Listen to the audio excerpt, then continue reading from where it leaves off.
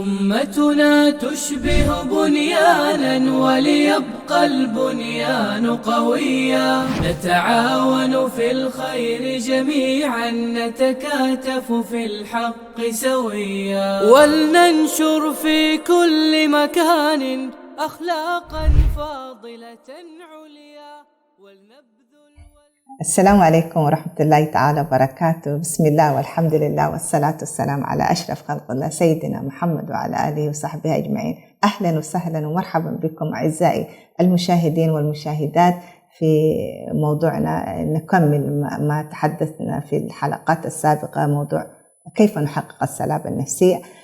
موضوعنا اليوم حتناول إن شاء الله مواقف من السيرة النبوية توضح كيف كان يعني الشخص يستطيع أن يتمتع بالسلامة النفسية، والعوامل اللي تساعد كذلك يعني كانت هي السبب، يعني إنه هذه المواقف كانت هي وراءها يعني دعم من البيئة المحيطة. طيب، عندنا موقف الرسول عليه الصلاة والسلام مع أبو أمامة رضي الله عنه عندما كان جالسا في المسجد، وهو من الأنصار، يعني كان جالس بين صلاتي الظهر والعصر، ففي وقت غير وقت الصلاة. يعني الرسول عليه الصلاة والسلام سأله: لماذا أنت في المسجد في غير وقت الصلاة؟ يعني سبحان الله، يعني الرسول عليه الصلاة والسلام هو يعني حتى كان هو عايش في حياته اليومية مع الصحابة، كان هو معهم في كل شيء يعني. فهذا دليل على إنه يعني كيف كان الرسول عليه الصلاة والسلام الإنسان المربي المرشد القائد في هذه المواقف. يعني وجد أبو أمامة وهو جالس في وقت غير وقت الصلاة، فسأله قال: يعني لماذا أنت في وقت غير وقت الصلاة؟ يا رسول الله، هموم ألزمتني وديون قلبتني. فكان أبو أمامة يعني عبر عن ما يضايقه وما يعاني منه، وهذه هي نحن كنا نسميها الأزمات. يعني هي واحدة من ضغوط الحياة اللي هو يعاني من هموم يعني لزمته وديون. يعني فهي أزمة مالية وأزمة نفسية يعاني من أبو أمامة، وكان الملجأ والمكان اللي يستطيع في يعني ينفس عن همومه ويلجأ إلى الله سبحانه وتعالى في هذا المكان. وهذه من أماكن اللي هي تملك الشخص الدعم النفسي، الدعم الروحي، الدعم المعنوي. فسبحان الله، في هذا الموقف الرسول عليه الصلاة والسلام يعني سبحانه هو المرشد، هو المعالج النفسي، وهو المربي، وهو المعلم، وهو القائد. فيعني ما أنكر على أبو أمامة، يعني ما قال له: كيف يا أبو أمامة أنت في مسجد وأنت يعني صحابي، وكيف تشعر بهذه الهموم؟ يعني في بعد، وده اللي يحصل أحيانا، يقول لك: كيف أنت تصلي وتصوم وأنت إنسانة ملتزمة؟ يعني شيء ما منطقي. لا، من اللي يعني وده من المفاهيم الخاطئة. يعني حتى المسلم هو يصاب بهذا الشعور طبيعي، إن أنا يعني في لحظة أكون أعاني من هم، أعاني من ضغط، أعاني من ديون، أعاني من كثير من المشاكل. فسبحان الله، الرسول عليه الصلاة والسلام يعني لم ينكر عليه هذا الشعور اللي هو انتاب أبو أمامة، بل يعني حاول يعني كيف ممكن يقدم الدعم النفسي. يعني اعتبر هذه جلسة إرشادية، جلسة علاجية. فقال له يعني لأبو أمامة، فرد الرسول صلى الله عليه وسلم يعني حتى يزيل همه، قال له: أنا أعلمك، يعني إذا أصبحت وأمسيت قل اللهم نعوذ بك من الهم والحزن، وأعوذ بك من العجز والكسل وغلبة الدين وقهر الرجال. فكان هذه هي تعتبر الروشتة، هذه الجلسة الإرشادية يعتبر هذا نوع من العلاج النفسي الروحي. يعني الآن أصبح حتى في الإرشاد النفسي الإرشاد من منظور إسلامي. يعني أنت ترشد المرشد وهو يعاني من بعض المشاكل، تربطه بالجانب الروحي. وهذا الآن حتى سبحان الله، حتى النظريات الغربية الآن أثبتت أنه لابد أنه أنت يعني يكون عندك وسيلة تتخذ فيها أنه يعني تركز على الجانب الروحي والجانب النفسي يعني للمرشد، حتى يكون لها واقع، حتى تكون هي فعلا تكون جلسة شافية، وتكون جلسة يعني مفيدة بالنسبة للمعالج. فعلموا هذه الكلمات باعتبار زي ما ذكرنا هي جلسة إرشادية وجلسة نفسية، ويستطيع من خلال هذا الحديث، وهذا اللي يمكن نحن في أذكار الصباح وأذكار المساء، إن الإنسان عندما يصبح عندما يمسي يذكر هذا الدعاء: اللهم نعوذ بك من الهم والحزن إلى آخر الدعاء. فكان هذه مواقف اللي كيف جعلت أبو أمامة يكون صلبا، كيف جعلت أبو أمامة يكون قويا، لأن فيها هذه الجانب الروحي، وكانت هي واحدة من عناصر كيف تنشأ الصلابة النفسية، تقوية المناعة الإيمانية والمناعة الروحية. فهذا موقف من المواقف اللي مزج الدعم الاجتماعي والدعم الروحي النفسي، ويجعل هذا الشخص يكون قويا. فهذه كانت واحدة من المواقف. الموقف الثاني اللي هو موقف ابن عباس الغلام. فالرسول عليه الصلاة والسلام هو يعلمه، يعني سبحان الله، حتى في الحياة اليومية وهو يسير معه كان يقول: يا غلام إني أعلمك كلمات. فكان هذه واحدة تعتبر من الوسائل التربوية الإرشادية، كيف كان الرسول في هذا الموقف يعلم ابن عباس: يا غلام إني أعلمك كلمات.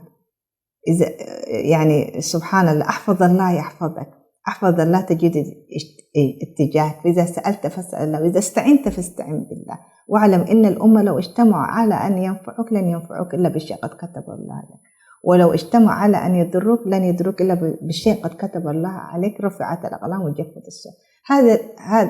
هذا الحديث يجسد لنا إلى أي مدى هي منظومة متكاملة فيها كل الإرشادات، ونكمل نشرح فيه بعد الفاصل إن شاء الله. نلقاكم سويا، ولننشر في كل مكان أخلاقا فاضلة عليا، ولننشر في كل مكان أخلاقا فاضلة عليا، ولنبذل أهلا وسهلا مرة أخرى.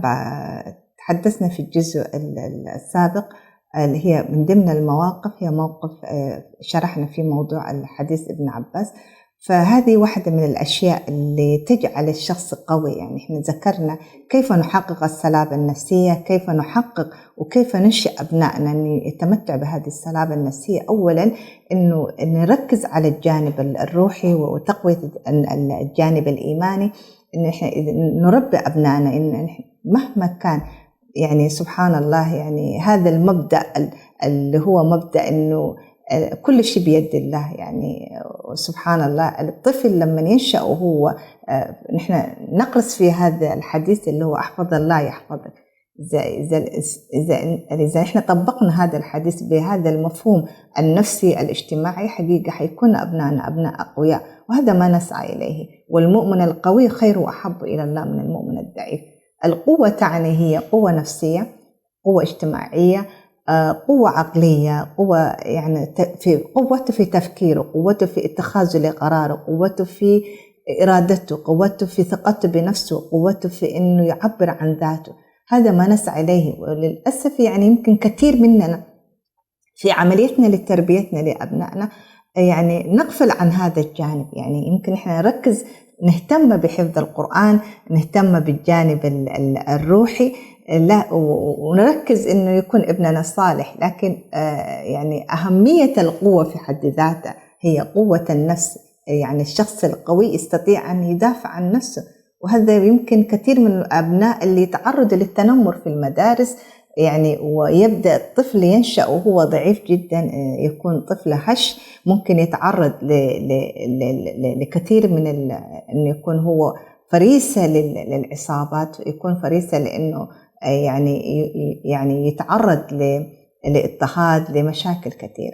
هذا ما نحن يعني نستطيع من خلال هذه المواقف اللي أبنائنا كيف يعني يكون أبناء يتمتع بالصلابة النفسية، كيف أنا تكون عندي ثقة بنفسي. يعني حتى بالنسبة لنا، يعني لما الإنسان ينظر لهذه المواقف ويتمعن فيها، حقيقة يراجع حساباته، يراجع يعني السلوكيات وتعامله مع ظروف الحياة.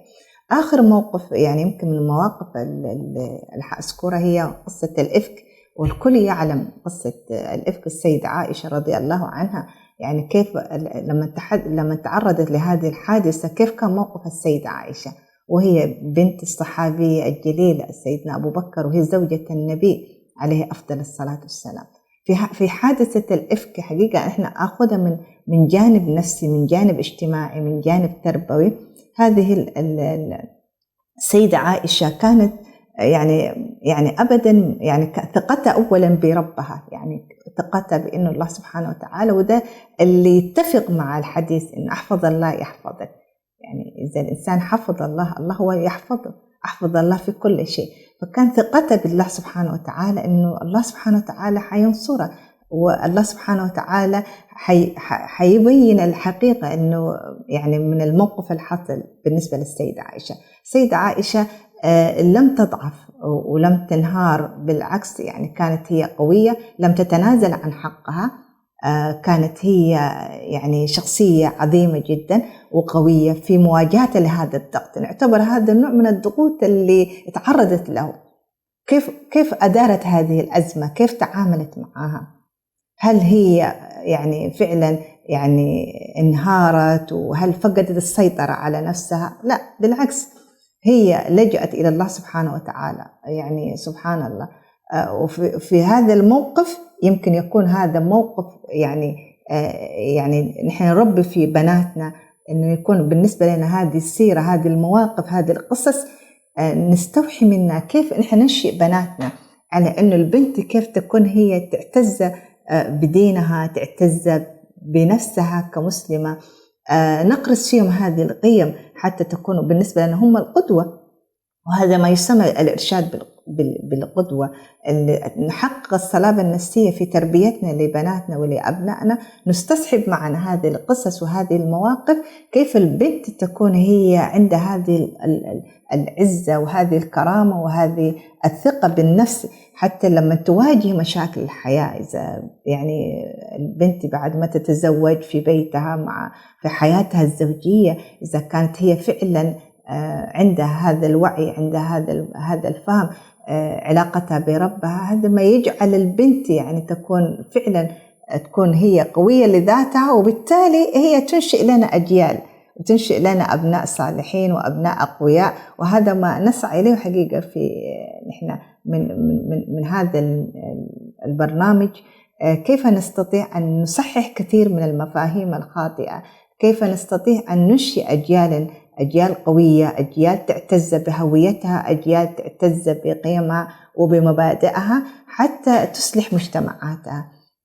هذه المواقف اللي يمكن من السيرة النبوية، لكن في موقف في حياتنا أنا من خلال التعامل مع الجلسات الإرشادية، يمكن في موقف أنا في واحدة من الحالات اللي مرت علي، في أخت يعني سبحان الله ابتليت ما يقارب 25-30 عاما، تعرضت لإعاقة جسدية. وسبحان الله هذه الإعاقة يعني هي يعني ما كان مستسلمة للأمر، سعت يعني حتى خارج نطاق الدولة اللي هي تعيش فيها، ويعني استنفذت كل ما عندها من الاستعانة والسعي. لكن سبحان الله كان إنه قرار الأطباء إنه خلاص يعني عندك مشكلة في العضلات، وإنه خلاص حتكون حركتك محدودة بهذا القدر يعني. فسألته يعني كان ما هو السر إن أنت ما شاء الله قوية وإنك متفائلة وبالعكس هي تخدم الآخرين؟ فكانت تقول لي في اللقاء أثناء الجلسة، تقول لي أنا دائما كنت أنظر لهذا الابتلاء لهذا الابتلاء إنه هو يعني إنه هو بالنسبة لي أنا يكون أجر، ويكون بالنسبة لي أنا أنه الله سبحانه وتعالى ابتلاني، لكن هذا فيه خير كثير. يعني هي تتمتع بقوة إيمانية سبحان الله، وتعطي ومتفائلة، وهذا ما كانت يعني ينطبق فيها كل الصفات الشخص اللي تمتع بالسلامة النفسية. تقريبا كانت هذه النماذج من الأشخاص أو مواقف من يتمتعون بالسلامة النفسية. نسأل الله أن يعني يوفقنا جميعا في أنه يكون لنا دور في هذا الجانب، وأن نوعي بقدر ما نستطاع. إن شاء الله نواصل حديثنا ونلتقي بكم في حلقات قادمة. نستودعكم الله، والسلام عليكم ورحمة الله تعالى وبركاته. أمتنا تشبه بنيانا وليبقى البنيان قويا، نتعاون في الخير جميعا، نتكاتف في الحق سويا، ولننشر في كل مكان أخلاقا فاضلة عليا، ولنبذل